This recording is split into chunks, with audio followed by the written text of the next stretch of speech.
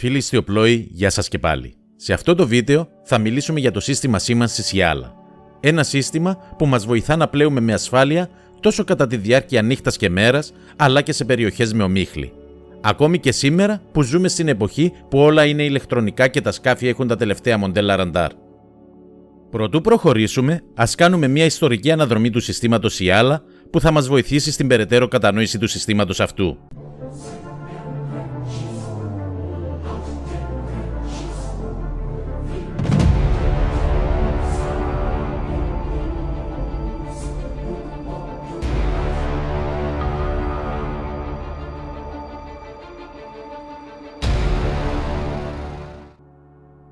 Η αφορμή για την εφαρμογή του συστήματος YALA δόθηκε όταν το 1971 στο στενό του Ντόβερ το πλοίο Brandenburg πέρασε επάνω από το ναυάγιο του πλοίου Texaco Caribbean.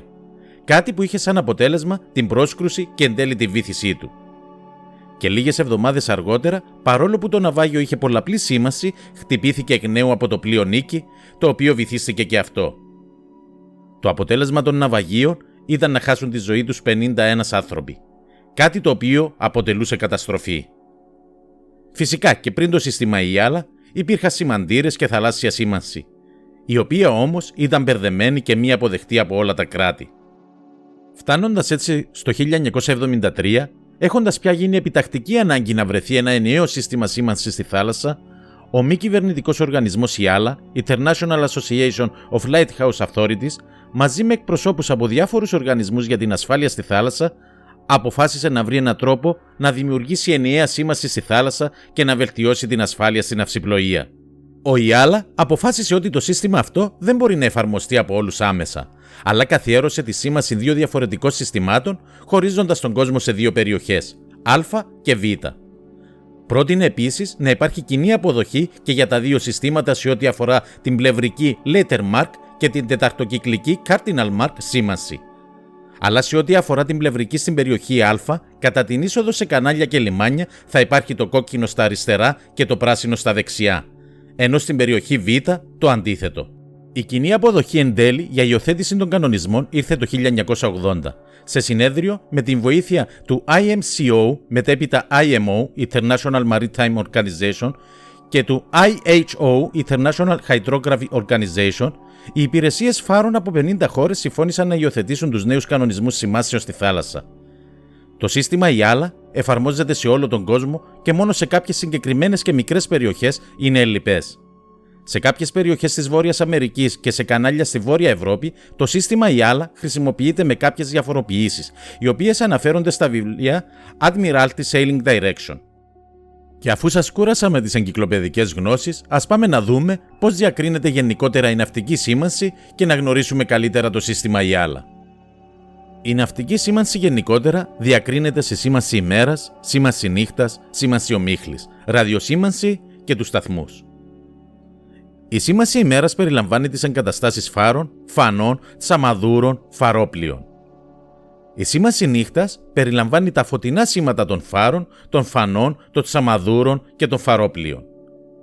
Η σήμανση ομίχλης περιλαμβάνει τα ηχητικά σήματα.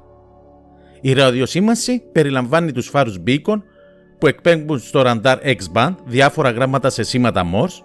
Φυσικά πλέον υπάρχουν beacon τα οποία εκπέμπουν γράμματα τα οποία τα λαμβάνουν και τα ραντάρ S-band, ανακλαστήρες και πλέον ελάχιστους ραδιογωνιομετρικούς σταθμούς. Και τέλος, τους σταθμούς που παρέχουν υπηρεσίες προς τους ναυτιλωμένους. Στο σύστημα YALA περιλαμβάνονται 5 τύποι σήμανσης, οι οποίοι είναι δυνατόν να χρησιμοποιηθούν με οποιοδήποτε συνδυασμό. Τις πλευρικές σημάνσεις, που υποδεικνύουν την αριστερή και δεξιά πλευρά των διάβλων, χρησιμοποιούνται πάντοτε σε συνδυασμό με τη συμβατική κατεύθυνση της σήμανσης που έχει καθιερωθεί από τις αρμόδιες εθνικές αρχές και σημειώνεται στους ναυτικούς χάρτες. Τις τεταρτοκυκλικές σημάνσεις χρησιμοποιούνται σε συνδυασμό με την πυξίδα του σκάφους και υποδεικνύουν ότι πλεύσιμα ύδατα βρίσκονται προς την ομώνυμη πλευρά της σήμανσης.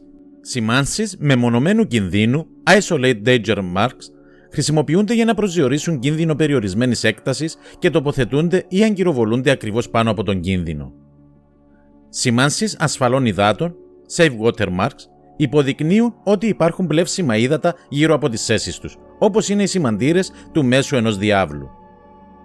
Ειδικές σημάσεις, special marks, χρησιμοποιούνται για να επισημάνουν περιοχή ή χαρακτηριστικό που ειδικά αναφέρεται στους αντίστοιχους χάρτες ή ναυτιλιακές εκδόσεις.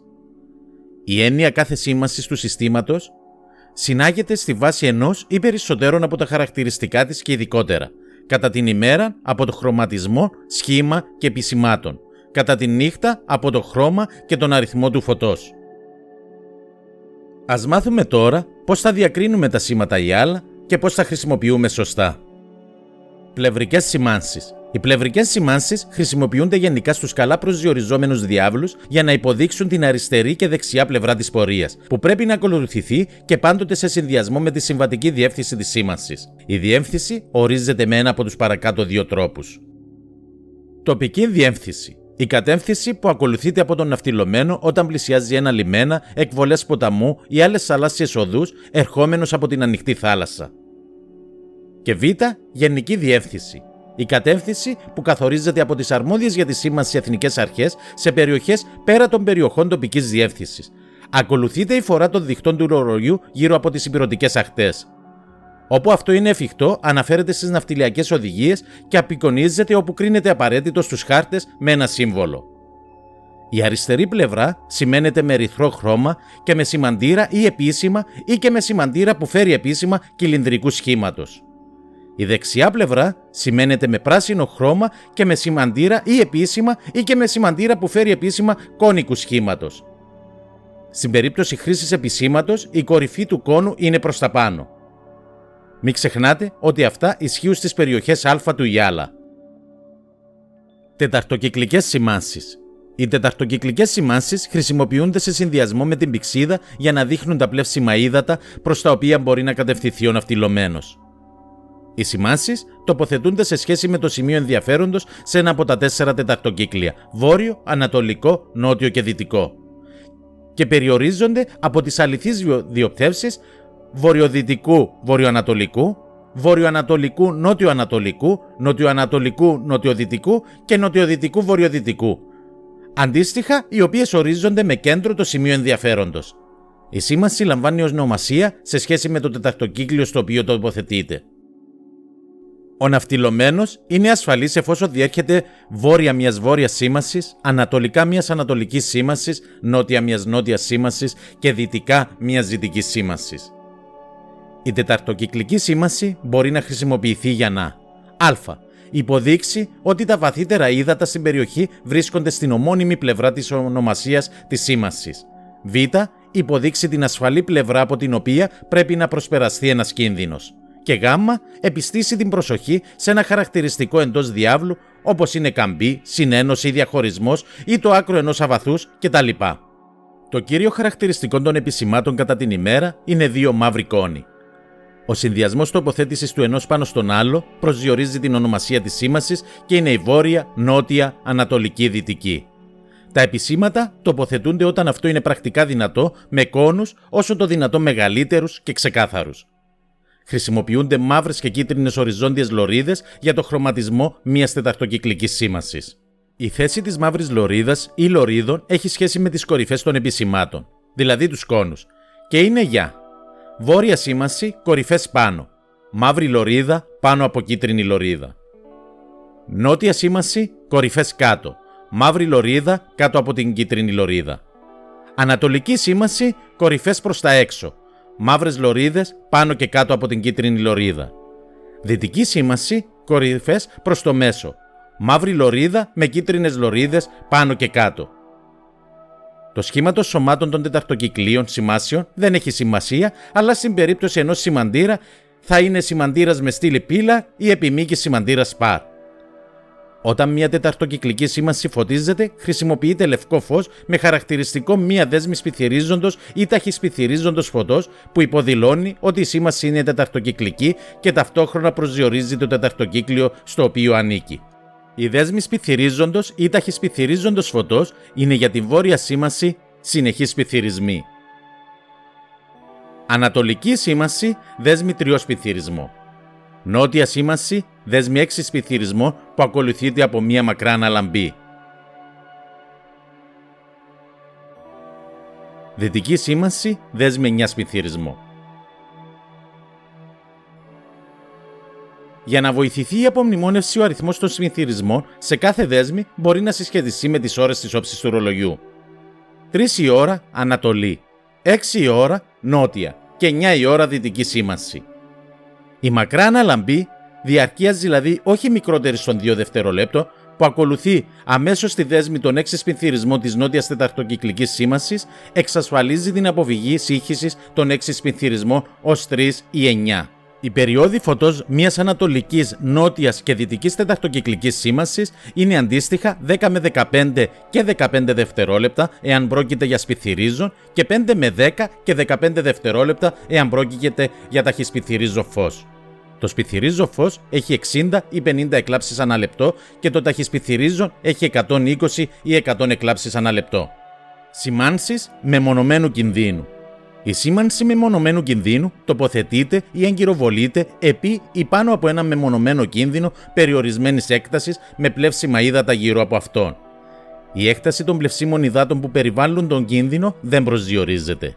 Π.χ. μια κυλινδρική σήμανση δείχνει ένα αβαθές που είναι μακριά από την ακτή ή μια μικρή νησίδα που διαχωρίζεται από την ακτή με ένα στενό διάβλο. Στον χάρτη, η θέση ενός κινδύνου είναι το κέντρο του συμβόλου ή του βολίσματος που τον υποδεικνύει. Συνεπώς, ο σημαντήρας μεμονωμένου κινδύνου, αναπόφευκτα, θα είναι ελαφρά μετατοπισμένος στο χάρτη. Το πλέον κύριο χαρακτηριστικό μιας σήμανσης μεμονωμένου κινδύνου κατά την ημέρα είναι 2 μαύρες σφαίρες, και όπου είναι πρακτικά δυνατό το επίσημα, αυτό τοποθετείται με τις σφαίρες όσο το δυνατό μεγαλύτερες και κατακόρυφα διαχωριζόμενες μεταξύ τους με ευκρίνεια. Το χρώμα που χρησιμοποιείται για τις σημάνσεις μεμονωμένων κινδύνων είναι μαύρο με μία ή περισσότερες οριζόντιες ερυθρές λωρίδες. Το σχήμα μιας σήμανσης μεμονωμένου κινδύνου δεν έχει καμία σημασία, αλλά στην περίπτωση ενός σημαντήρα θα είναι σημαντήρας με στήλη pillar ή επιμήκης σημαντήρας spar, όπως και προηγουμένως. Όταν φωτίζεται μία σήμανση μεμονωμένου κινδύνου, χρησιμοποιείται λευκό αναλάμπο φως δέσμης 2 αναλαμπών. Η σχέση των 2 αναλαμπών και των 2 σφαιρών στο επίσημα βοηθάει στην απομνημόνευση των χαρακτηριστικών αυτών. Σημάνσεις ασφαλών υδάτων. Η σήμανση ασφαλών υδάτων υποδεικνύει ότι η σήμανση περιβάλλεται από πλωτά ύδατα προς όλες τις κατευθύνσεις και κάτω από τη σήμανση. Η σήμανση χρησιμοποιείται για να υποδείξει για παράδειγμα το κέντρο των διάβλων ναυσιπλοείας ή τη μέση γραμμή τους σε εσωτερικά βαθαία ύδατα. Κύριο χαρακτηριστικό μιας σήμανσης ασφαλών υδάτων κατά την ημέρα, μια μονή ερυθρή σφαίρα και όπου είναι πρακτικά δυνατό. Το χρώμα που χρησιμοποιείται για τις σημάνσεις ασφαλών υδάτων είναι ερυθρές και άσπρες κάθετες λωρίδες. Το σχήμα μιας σήμανσης ασφαλών υδάτων δεν έχει καμία σημασία, αλλά στην περίπτωση ενός σημαντήρα θα είναι σημαντήρας με στήλη pillar ή επιμήκης σημαντήρας spar, όπως είπαμε και προηγουμένως. Όταν φωτίζεται μια σήμανση ασφαλών υδάτων, χρησιμοποιείται λευκό φως με μια μακρά αναλαμπή με περίοδο 10 δευτερολέπτων. Ειδικές σημάνσεις. Οι ειδικές σημάνσεις χρησιμοποιούνται για να υποδεικνύουν στον ναυτιλωμένο μια ειδική περιοχή ή χαρακτηριστικό. Ο σκοπός της σήμανσης αναφέρεται στους χάρτες ή πλοηγούς ή αγγελίες προς τους ναυτιλωμένους. Στις ειδικές σημάνσεις χρησιμοποιείται κίτρινο χρώμα και χρησιμοποιούνται στα συστήματα περί συλλογής στοιχείων, π.χ. σημαντήρες που φέρουν οκεανογραφικά ή μετεωρολογικά όργανα, Β. Στις σημάνσεις θαλάσσιου διαχωρισμού ναυτιλιακής κίνησης, Γ.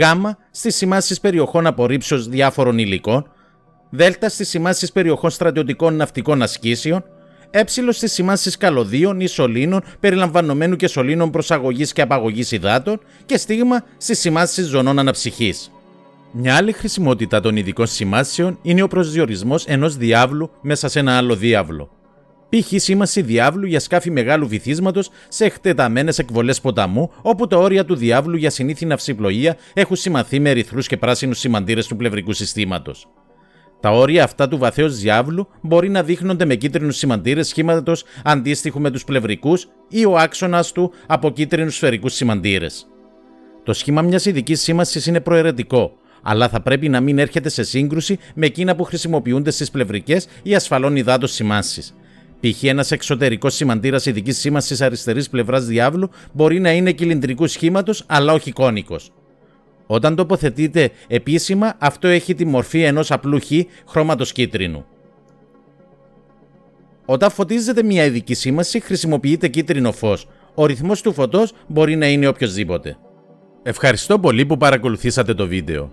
Αν σας άρεσε, κάντε like και share, καθώς και εγγραφή στο κανάλι αν δεν το έχετε κάνει ήδη. Επίσης, αφήστε τα σχόλιά σας είτε θετικά είτε αρνητικά.